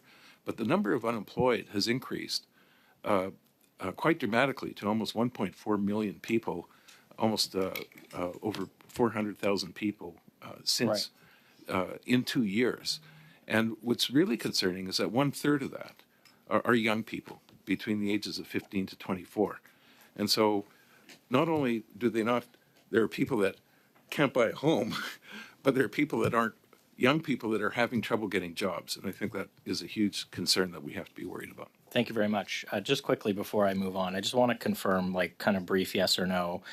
Your testimony was 50% of those impacted by the capital gains actually make less than $117,000 otherwise would make less than $117,000 a year. That $90 billion we'd see a loss of $90 billion of GDP and an increase of unemployment of about 400,000. Do I have that correct? Okay. That's correct. Yes. Okay. Thank you very much. Oh, yes, and I should add, there's a paper that City Hall is going to be putting out of mine that gives a lot of the references and detail, and it'll be available in answer to Mr. Sunbury. Thank you very much. Mr. Butler, thank you so much for coming back. Wonderful to see you. I regret I don't have more time with you, but I want to hone in on, did I hear you correctly?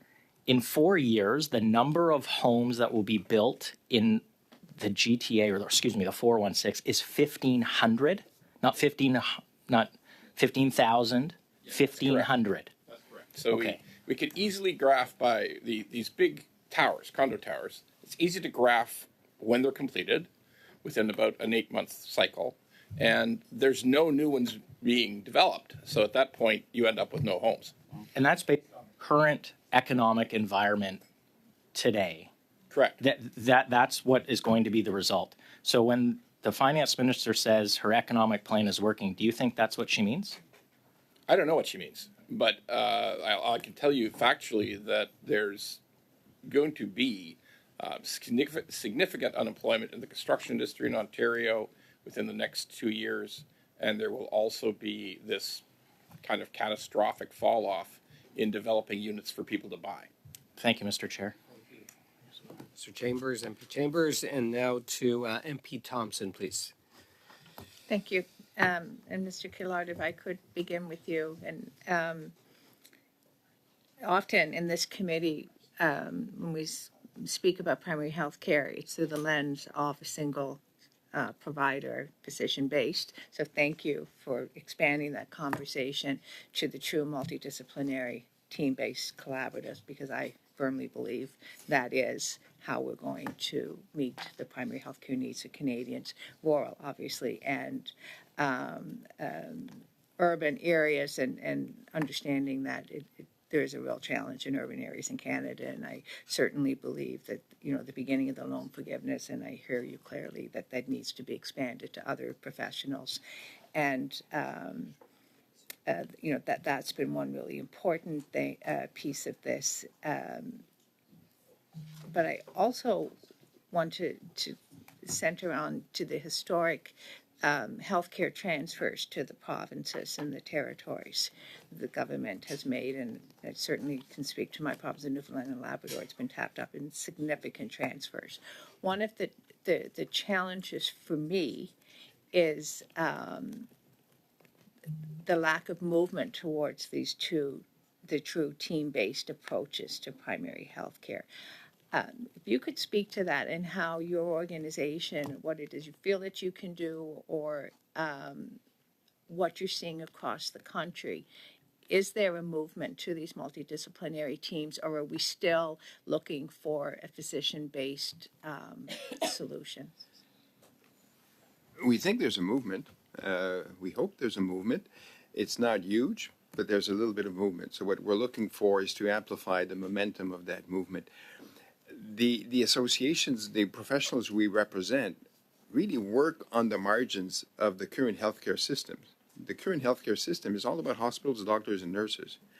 And our members work on the margins. So because they work on the margins, they're not involved, they're not part of the healthcare networks at the provincial level, nor at the national level. So they don't have a voice. When you're president of a hospital, you have a lot of political power, you have a lot of voice, it's easy to get money in. When you're an individual dentist, optometrist, pharmacist, you don't have that voice. You're individual, you're running your little business. So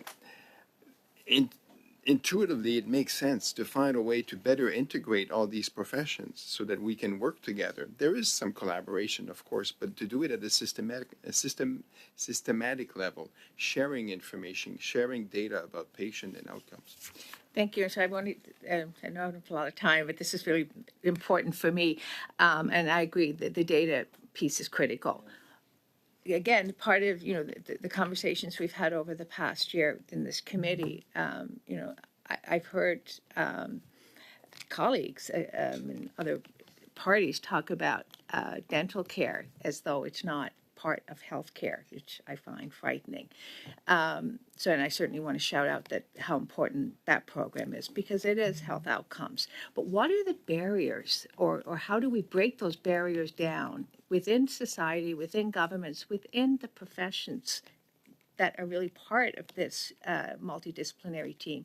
How do we break those barriers down that we are stronger when we work together, the right person at the right time? It is efficient. I know it works because I was part of those systems, but there's clearly challenges in moving this forward. First of all, what are those challenges, and how do we overcome them?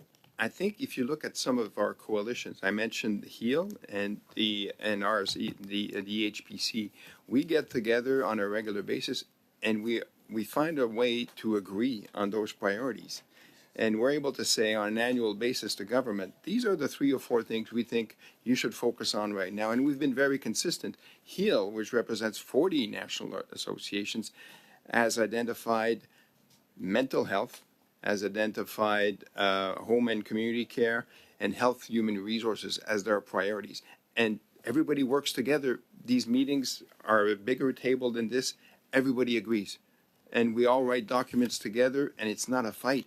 So what I'm saying is a good start would be to listen to these tables, listen to the EHPC, listen to HEAL, and you have one-stop shopping. Instead of listening to only one profession that is trying to get more money for their own members or another profession, listen to these coalitions.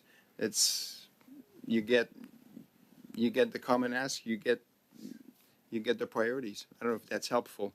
Now, putting that into operations at the local level and provincial level is a different challenge. And thank you for highlighting that Yeah. because I think that's a real barrier. Yes. If I could get one quick question to you, Ms. Liberal-Ladro. I am a real supporter of the arts as well. Newfoundland and Labrador, we love to tell our stories and we love art in all forms. I do want to highlight that our government has doubled the budget with $1.1 billion in new funding and $180 million ongoing for the arts, which I think is incredibly important. But again, I kind of the same theme today. How, in terms of sustainability, certainly your organization, but I'm thinking of my province as well. How do we, as a federal government, do we also coordinate with provinces, with municipalities, and within the sectors, within the communities, to really maximize the funds that are available so we don't see some groups really falling to the side because of challenges with funding and others, able to thrive while others fall to the side? How do we somehow come together and ensure that by working together, we don't leave groups behind? Because I think it's all so important now in terms of how we build our stories and our understanding of who we are within our communities. Thank you. Thank you. We're well over time. If you can do it in 15 seconds, and then we got to get to kind of 15 seconds. Yes. Thank you, MP Thompson, for your words. I think the way forward is always partnerships. The Toronto Biennial was built on partnerships. We partner with everyone from local community groups to artist-run centers to the National Gallery of Canada. That is our way forward. Sharing resources, sharing knowledge, sharing ideas. That's how I think we move forward. And that also falls, within like the levels of government as well, how we partner. Okay, thank you, and thank you for that.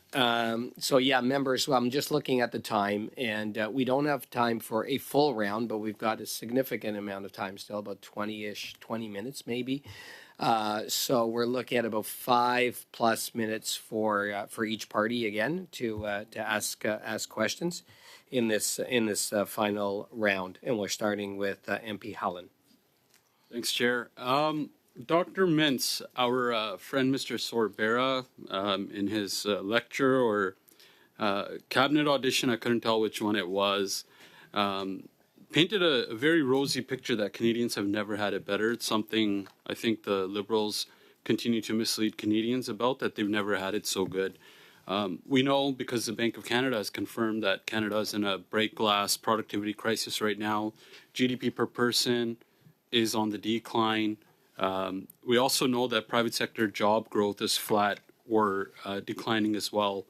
So I just wanted to give you some time to respond to Mr. Sorbera and the Liberals about this, in our opinion, a very misleading fact that Canadians have never had it so good, and what that means to Canadian standards of living, which we know are declining.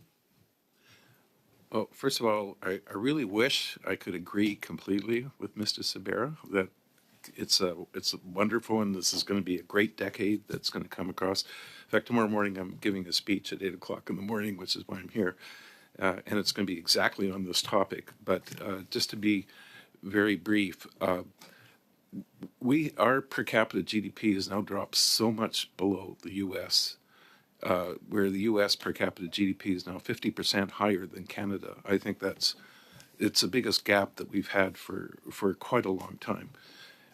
And there's a huge amount of pressures that come with that. And I just saw something today, Ontario's per capita GDP is now equal to Alabama. That's not great. And I think, and we have to understand that we start losing some of our, many people, young people particularly, who feel they don't have an opportunity here in Canada and the incomes are much better. In fact, right now I'm working with somebody on some very interesting immigration data.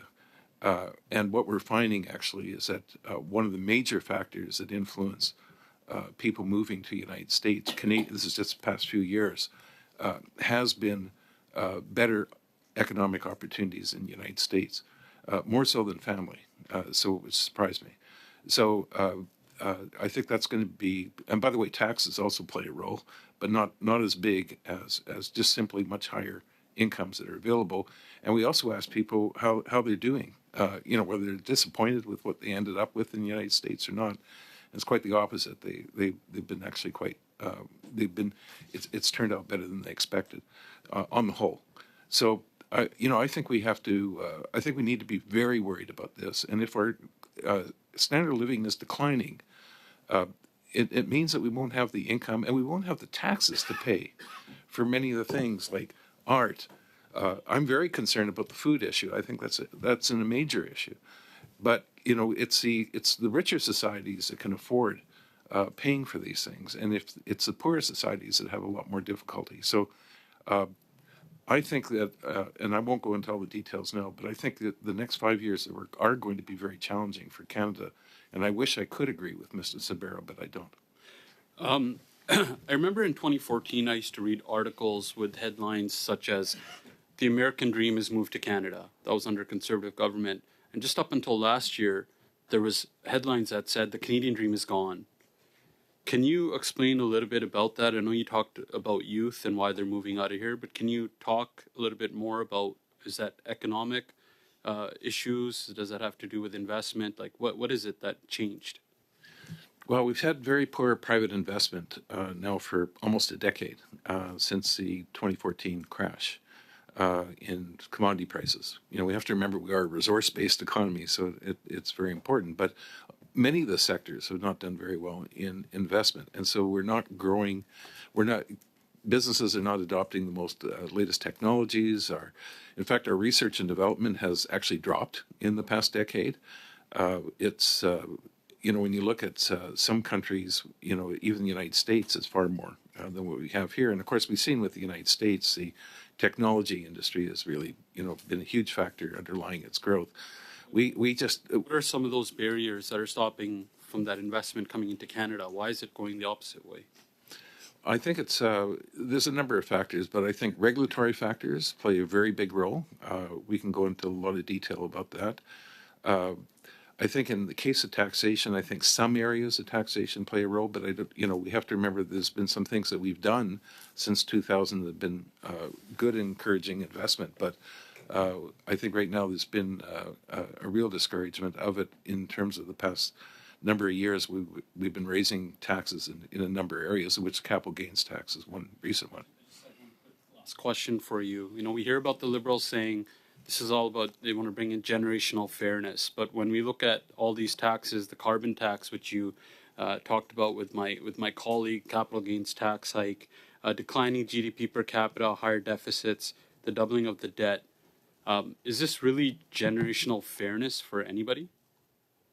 I think we need to be very worried about the fact that our young people right now are taking a hit in many ways, which includes not just higher housing prices, including rental prices, and higher, but also the fact that their incomes are not keeping up, and the unemployment rate has gone up exceptionally. I mean, there's close to 500,000 now unemployed between the ages of 15 and 24 out of that 1.5 million. So that's a big concern. Howlett. Now to MP Zarowitz, please.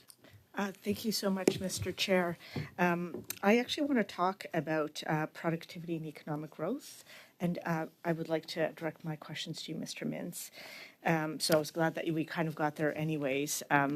There's lots I can say about some of the comments that you made, and one of the key reasons, and I think you know this well, you might disagree, part of the reason we introduced the capital gains changes is because that for us really was about fairness and trying to find a way to redirect some additional dollars to a sector of our population that we felt was being disproportionately impacted by what's actually happening in the world today. You might not agree with the tactic that we've taken, but there's been a very real effort and very real recognition that our millennials and our Gen Zs are, very much thinking, how is it that I'm going to have a better life than my parents? How is it that I can actually ensure that I have a good quality of life moving forward? And I can assure you we're very much seized with that. I will tell you, for a number of years on this committee, I've been blessed to serve for over 4 years. I've always pushed some sort of interprovincial trade barrier study. And I'm very concerned also about the regulatory barriers. I was meeting with the Canadian fertilizer industry yesterday, and they said that the truck weight limits are different in every province, which to me is ridiculous. And the fact that our trucking industry has to care about their tire width sizes, which are different in Quebec than it is in Ontario. I find it completely ridiculous, these things. And I actually think that there's something around the terminology, like, for me, all provinces, as well as our country, should care about this as a number one priority, because all of us are better off. The provinces are better off, our small businesses, medium and large businesses are better off, and Canada's better off if we actually start tackling it. So my question to you is, and I will be honest, I originally, when I talked about interprovincial trade barriers, I'd incorporate regulatory barriers, but I'm now separating it out because they're two different things. If I said to you, what is one thing we could be doing right now in interprovincial trade barriers that would just get us moving on it, what would it be? And if it is one thing we could do on regulatory barriers, what would it be? And I'll mention, in the past we've heard if you could just do a registry, so that we could actually start seeing, and I think that was on the interprovincial trade barriers, but I don't know whether you would say the same for regulatory barriers. So if you could address both of those elements, I'd be so grateful. And action-oriented would be very helpful. Okay. Well, first of all, I think you and I do agree on the importance of the regulatory barriers in terms of impacting on our growth, and I think actually that is a major factor. There are, I think, a number of things that I worry about going even beyond the interprovincial ones, which I think is absolutely correct. It's been a very slow development on interprovincial barriers to trade to trying to reduce them. We know there's been the TILMA agreement in Western Canada. Alberta actually said we're going to unilaterally get rid of a number of these barriers, hoping that other provinces would take it up. It's been a very slow process, and there's a wonderful book written last 2 years ago that won the Donner Prize that really went through the history of this issue, and you realize how slow it is in developing. I've been thinking that maybe there's other issues too. It's just the difficulty getting anything built in this country, the time taken. I've talked to people in the condo industry before recently, but Canada, it could take a number of years before a condo building will go through all the approvals and get built. Well, in the United States, it's a year and a half. We also know that we could do a lot more in terms of our interprovincial access or access to tidewater. And I've argued for a long time we should be looking at. So just because I only have 1 minute left. Okay, we should be looking at any the recommendations. Australian system. I've been a great believer in the Northern Corridor concept of a way of trying to get our goods and services out to the rest of the world. Mm-hmm. I think we should continue working on that. So basically, how do we get past the regulatory burdens? Like, what's the next step on that? Well, I think it's something that you just have to work out sector by sector. I don't think there's an easy silver bullet in any way. But, I know that some people have had this sort of idea that if you introduce any new regulation, you have to get rid of 2 others. I'm not sure that's a great idea. And would you say the same thing for provincial trade barriers? Like, so do you like the idea of a registry to actually start articulating and creating some transparency? I thought already we have quite a bit of information what the barriers are. I think it's trying to get the provinces to agree, and I guess that's where, of course, the federal government could take leadership in trying to get the provinces to reduce it, which might require some adjustments in other areas, including more money to the provinces to help fund things like healthcare. Okay, thank you. Now to MP Samari, please. Thank you very much, Chair. Once again, for Madame Laflamme, you earlier spoke about the rental protection fund and that it should be improved. And it could be applied to social housing as well. Can you expand on that? I'd like to hear more. Yes, thank you for your question. I didn't have a lot of time to deal with that earlier. It's only a new fund, a few months old. We can't be very critical yet, but it is a fund that is intended to protect affordability of housing, but also to acquire buildings for social housing purposes. So private industry may well not be able to protect buildings that would be coming off the market, but perhaps so. That is not the complete objective. I think it's got to be more specific. We have to ensure that the housing that will be up for purchase from the federal government will be sustainable, will have there have to be very clear parameters, and there has to be protection for the renters that would go to live in those buildings. There have to be guarantees. The funds will not be sufficient given the number of buildings throughout Canada. So you have to think large. You have to see it right through to the end and to see it in terms of not-for-profit housing as well. So you have very vulnerable people that will be involved in that. As to the rental protection fund, you have to fund entities that help rentals in Canada. In Quebec, we've always said that the federal government has contributed its share, but what is very complicated with this new fund is that there's a call for bids, and that has to take into account the reality of organizations in Quebec. It could be different elsewhere in Canada. They have to submit their bids when there's an RFP that is made. They would have to have the funds, and it could be very difficult for local housing committees that we have many of in Quebec to work with renters. So that area has to be improved. Those funds have to be improved, and we have to look closely at all the various organizations in Quebec. The basic organizations, the renters organizations, anybody would be able to be involved in an RFP like that. Well, thank you. You also said that surplus buildings, public buildings, should be set aside for social housing, say 20% of the market. Do you have any further explanation to give about that? Has the federal government started to do just that, set aside in Quebec buildings for public housing?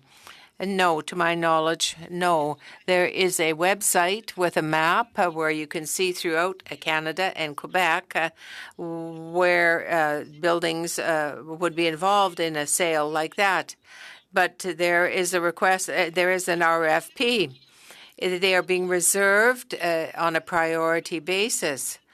If you said that some were set aside just on a priority basis for social housing, that would be better for the communities, because very often the communities feel that there is not a positive signal. And you've got people, say, in Rimouski that are involved in a public housing project, and there's one in Quebec City. It is that very few properties have been placed in this bank.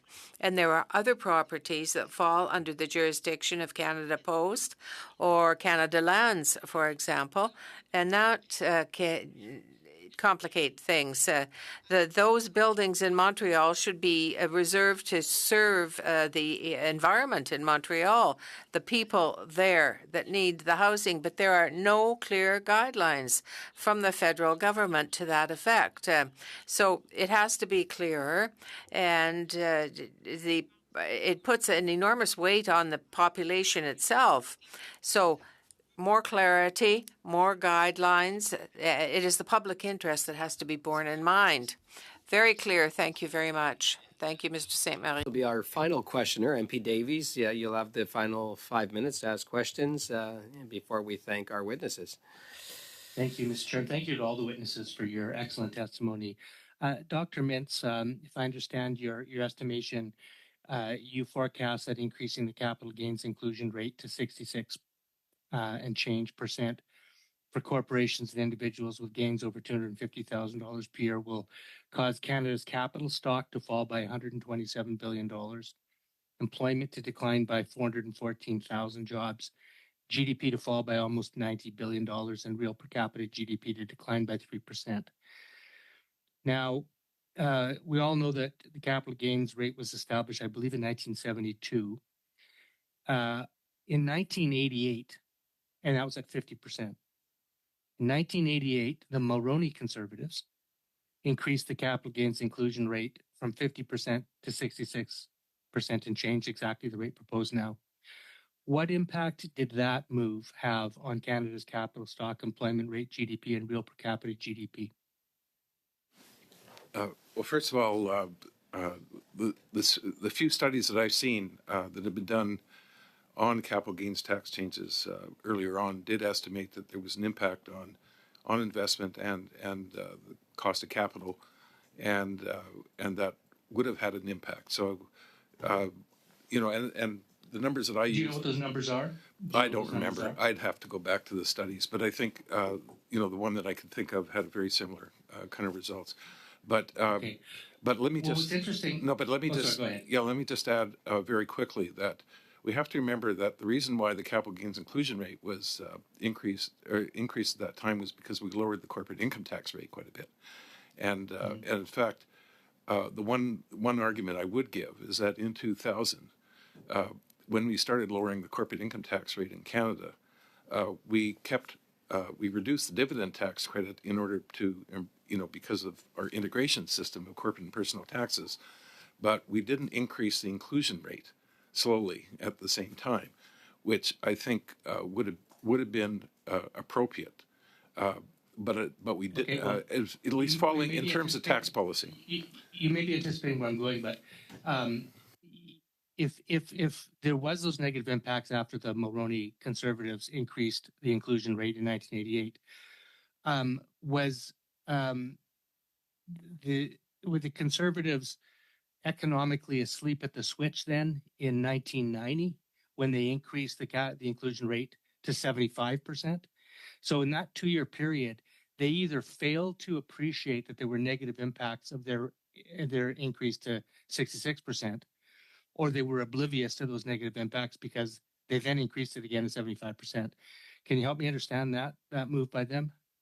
Don't forget the Conservatives also introduced the $100,000 capital gains exemption in 1987, and they also introduced the special one for farmers and small business. And but the increase in the inclusion rate again reflected the reduction in the corporate tax rates at that time.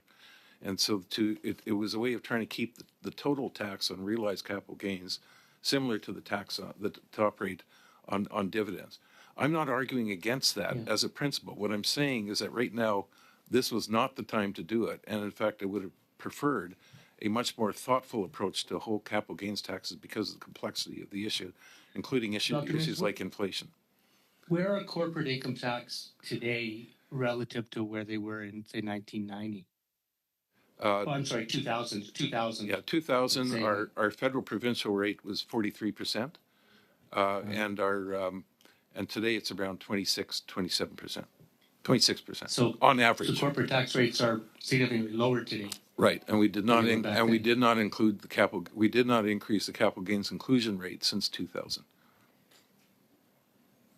Yeah, no, I realize it's difficult. There's so many moving parts in the economy. It's hard to isolate. That's why it's complex. I appreciate that, but well, that's why I'm trying to.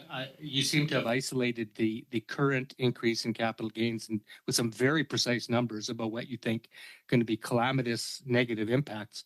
But we did not experience those calamitous negative impacts when they were raised twice before by Conservatives, and that's what I'm trying to understand. You point to different economic moves at the time, but there's different economic moves happening now, including historically low corporate income tax rates, lower interest rates, and incidentally, I would point out as well that investment in machinery and equipment and technology and innovation actually did not drop after the capital gains inclusion rates were raised in the late 80s and early 90s, but they have dropped in the last 10 years. Can you give any sort of explanation for that? Well, first of all, we have to remember investment depends on many factors that are changing. So, for example, there was a major recession in 1990 to 92, and that caused investment to decline and GDP decline and huge increase in unemployment. So, which part of that may have been contributed by some of the public policies at that time, but, we have to remember that. The main point is that when I did this estimate, it's based on keeping all other factors constant. Now, of course, if there's other changes that are going to occur, then what will actually happen to GDP and everything else will vary. But this is what economists do, is that they isolate the factor.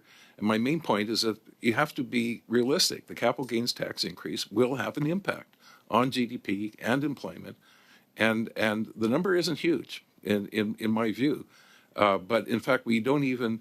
Well, the number I did not include was the loss in tax revenues as a result of the reduction in GDP. So actually, that to get back to the earlier question on that, I think that we have to remember the total revenue impact is actually not just looking at the capital gains revenues that are raised.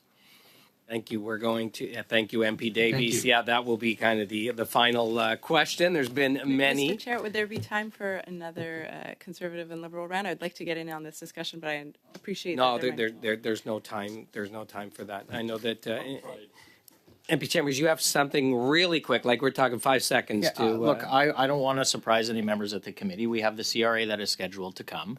I would like to make a request to the clerk for a few briefing notes that are specifically related to the topics for with which the CRA is coming. I'm not requesting unredacted documents. The CRA could treat this as an ATIP request, redact as many of the documents as they like, but to support our discussion with the CRA, I would like to make these requests to the clerk for the Mr. documents. Chair, we don't have time for further rounds If we with don't? witnesses present, but we have Okay. time for this. Look, I'll bring a motion. I'll bring a motion on Thursday, and we can vote on it then. Thank you. Okay, thank you, MP Chambers. Well, first, let's listen. Let's everybody, before we head out, let's everybody thank our expert witnesses. You've been generous with your time. We thank you so much for coming before our pre-budget consultations here at our committee and before our budget 2025. So we really appreciate all the testimony that you've provided to us and to our committee. Thank you very much. We wish you the best with the rest of your day.